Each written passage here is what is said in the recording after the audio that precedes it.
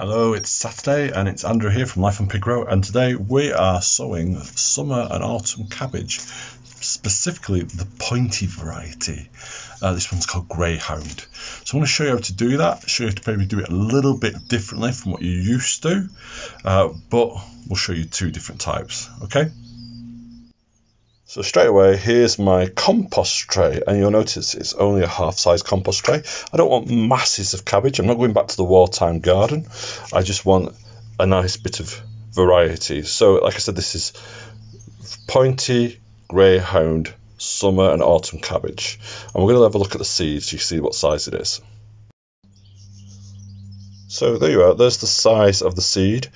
Quite a lot there, but I am going to sow all of it because I've had this seed for quite a while and the germination rates will go down on it. You'll find with seed after a while that germination rates do go down, and when they get to the end of their life as a seed packet, you might as well just sow the lot and hope for the best. So all I'm going to do is sprinkle it on.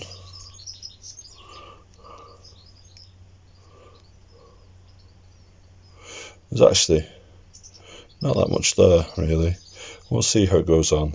Now, this is about the two different ways of doing it. Now, I could sieve some soil over the top. What I'm going to do this time is I'm going to use vermiculite because the seed is so small and I want a good chance that they may germinate. So all I'm going to do is cover the top of my seed tray in vermiculite, and the thing with vermiculite, it lets in light, retains moisture. It's great for root cuttings and seed cuttings and potting on seed, and it's just a matter of spreading it out like so, and then make sure there's no patches of soil showing. There we go. And we'll see how well this germinates. Now, the label is a little smaller because it's a seed tray, and I don't like whacking great big labels in seed trays because I have this terrible habit of catching them, and seed trays have a terrible habit of flying around. Then all I'm going to do is put it on the side on my staging. I'm not even going to put it in the propagator. I'm just going to pop it there and leave it there and see how it germinates. And that's it. That's how to get your spring and summer cabbage away. If you're going to be sowing for next year, for spring of next year, you keep sowing and you keep sowing, and it's what we call successional sowing, and you'll sow right up to July every few weeks, and that will replace the cabbages that you take out. Common sense.